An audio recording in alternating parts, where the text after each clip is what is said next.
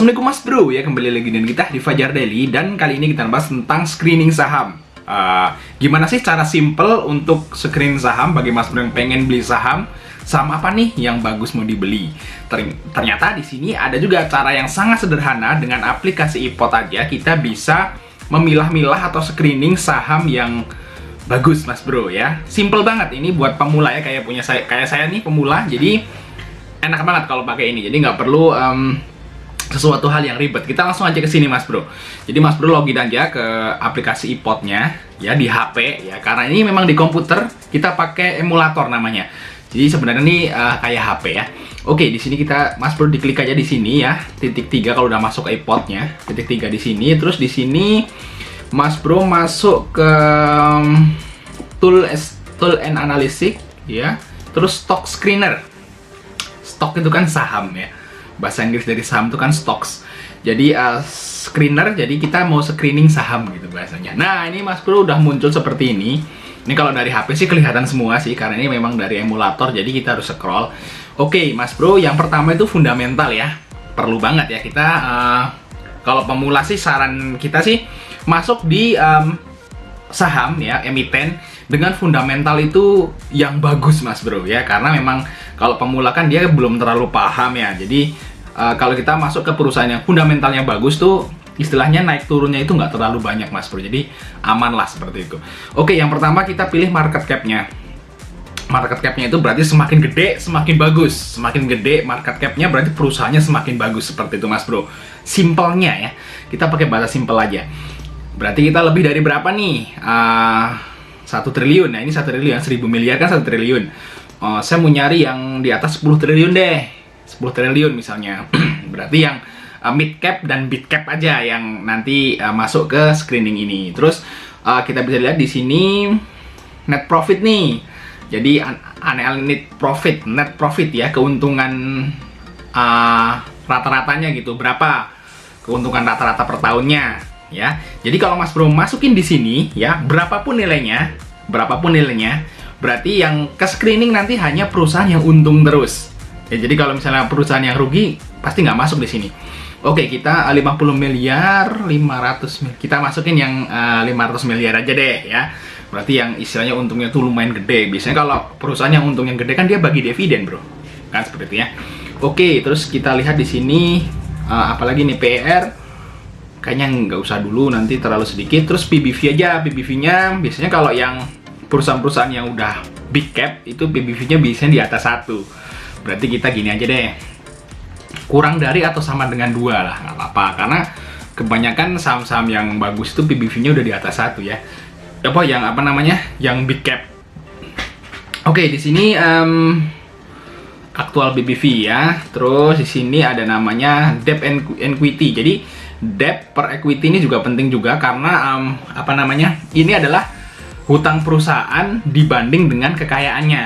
Ya, jadi Mas Bro harus isi nih di sini ya, biar Mas Bro itu beli emiten yang utangnya itu nggak banyak. Kalau saya senangnya ya 1 kurang dari atau sama dengan 1 lah, kurang dari 1. Jadi istilahnya kalau kurang dari 1 itu utang dari perusahaannya itu lebih kecil daripada kekayaannya, seperti itu. Jadi istilahnya lebih aman. Namanya juga ya, namanya orang kan, kita sama aja ke orang. Kalau misalnya Mas Bro itu kekayaan Mas Bro sama utang Mas Bro lebih banyak kan nggak sehat. Kalau sebaliknya utangnya dikit atau nggak ada utang tapi Mas Bro kekayaannya banyak kan sehat, kan seperti itu ya. Oke, terus ROE masukin ya. ROE nggak usah aja dulu ya. Ini aja dulu. Terus habis itu ini nggak usah, itu aja sih menurut saya. Terus kita search saja. Oke, di sini ada 16 perusahaan yang ke screening Mas Bro. Ya, di sini bisa dilihat. Ini perusahaan yang lumayan gede harusnya, orang market cap-nya tadi di atas 10 triliun. Iya, 10 triliun kan. Oke, di sini kita lihat yang pertama Ali ya. Kalau dilihat di sini PBV-nya itu 0,86. Ya, murah ya kalau PBV-nya. Terus untuk hutangnya juga cuma 0,45% dari kekayaannya kan gitu. Terus harga sekarang 8.800. Kita lihat aja ALI ya. net profitnya segini ya, 649,7 miliar. Kita klik aja ya ALI yang pertama ini. ALI, untuk kita langsung lihat aja fundamental dengan dulu. Jadi setelah Mas Bro screening dari 600 lebih saham, itu ada 16 tadi yang ke screening ya. Nah, nanti Mas Bro itu cek lagi satu-satu dengan cara buka yang lebih detail di analisis fundamentalnya di sini. Langsung aja di aplikasi iPod-nya di HP. Jadi nggak ribet sih. Kalau misalnya teman-teman yang udah pro kan pakainya pakai screening yang misalnya di Yahoo screening ya. Ada, terus di misalnya di di TradingView juga ada, tapi itu agak ribet. Jadi kalau pemula sih dari HP-HP aja itu udah bisa gitu. Oke, di sini ALI kalau bisa lihat Mas Bro, ALI itu dari tahun 2015 sampai tahun 2021 ya. Lihat ya, untuk harga sahamnya terus menurun ya. Tapi kita lihat di sini untuk keuntungan net profitnya, kalau dilihat di sini net profitnya itu ya sebenarnya di tahun 2017 itu sempat 800 miliar ya. Cuman sekarang kenyataannya cuman yang quarter pertama 2021 cuman 162 miliar. Berarti istilahnya pendapatannya itu turun. Ya, kenapa harga sahamnya turun? Jadi terjawab di sini ya. Jadi biasanya kalau perusahaan yang pendapatan atau laba net profitnya atau laba perusahaan bersihnya itu naik, itu biasanya sahamnya naik. Terus kalau pendapatannya turun, itu biasanya harga sahamnya juga turun. Tapi kalau Mas Bro bisa lihat di sini di PBV-nya Mas Bro, ini adalah PBV yang saat ini. Kalau dilihat dari tahun 2015 sampai 2021 sekarang kuartal pertama, ini termasuk murah Mas Bro. Kenapa? Karena rata-rata dari PBV ALI ini kalau bisa dilihat nih, rata-rata di atas 1. Ya, di atas 1, bahkan di tahun 2016 2 kali, tahun 2015 3 kali.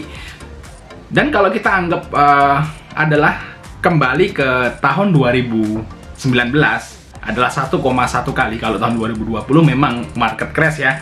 Kita kebanyakan nggak hitung sih tahun 2020 karena beda banget kalau 2020 waktu corona kemarin ya. Nah, kalau kita anggap aja PBV yang pakai PBV yang ini, berarti ini kan masih punya kesempatan naik sekitar berapa kali ya? 0,3 kali ya. Jadi masih mungkin banget harga 8.800 itu kembali ke 11.000 Mas Bro. Nah, oke, kalau dilihat terus di sini kita lihat apalagi ROE ya. Nah, karena perusahaan itu untungnya kecil, ROE-nya juga kecil, cuma 0,83. Harusnya kalau misalnya perusahaan yang bagus, itu ROE-nya itu kalau menurut saya sih 10% lah ya. 10% sih oke lah. Ini 0,83 itu berarti ya istilahnya itu keuntungannya terlalu kecil daripada kekayaan dia. Oke, untuk hutangnya kecil ya, kalau menurut saya ini. Nah, ini yang pertama ALI. Kita dapat saham yang lumayan bagus nih, karena dia punya potensi untuk balik ke 11.000 kalau Mas Bro disimpan dalam jangka waktu yang lumayan lama. Ya, mungkin aja nanti di kuartal kedua atau kuartal ketiga nanti pendapatan dari ALI itu naik ya. Nah, nanti bisa aja dia balik ke 11.000 lagi ya. Karena memang PBV-nya masih di bawah 1. Oke, kita lanjut yang kedua ya. Yang kedua adalah Adro Energi. Saya dulu kemarin ya saya jual sih hari Jumat ya, Adro udah saya jual hari Adro itu kemarin. Kita coba lihat aja di sini Adro. Nah, terus sekarang lagi naik daun ya. Lagi naik daun karena memang harga batu bara naik. Kita coba lihat di sini Adro. Adro itu kalau dilihat dari PBV-nya itu cuma 0,70 ya, 0,70 untuk saat ini. Dan rata-rata PBV-nya memang dia itu dijual di bawah 1. Jadi istilahnya kalau dari tahun 2015 sampai sekarang itu memang Adro itu harga sahamnya itu memang dijual PBV-nya di bawah 1. Jadi kalau dibilang murah ya enggak. Ya, jadi memang udah segitu aja gitu. Rata-rata ya. Terus kalau dilihat dari harga sahamnya, ini udah termasuk harga saham yang tertinggi. Oh enggak, di tahun 2018 nyampe 2.130 dengan net profitnya itu 1,1 triliun ya. Nah, ini yang tahun 2021 ya, ini juga 1 triliun loh. Nah, bisa dilihat nih sama.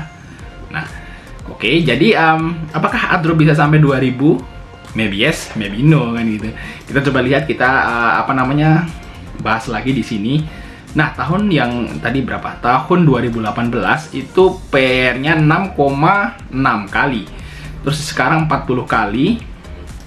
Berarti lebih bagus yang sekarang ya, Adro ya.